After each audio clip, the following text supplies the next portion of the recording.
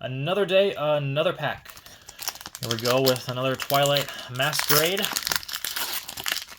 think we're going to have a bit of a wait until the next mainline set. Of course, we have that holiday set, Shrouded Fable, I believe, that comes out early August. So I'm assuming early September, or maybe even late August, will be the next regular set, or non-holiday set. We got a Belly Bolt, a Unfair Stamp, not bad. We got our Ace Spec Trainer card today, Reverse Girafarig, and a Chandelier for the Holo Rare. There's a code card.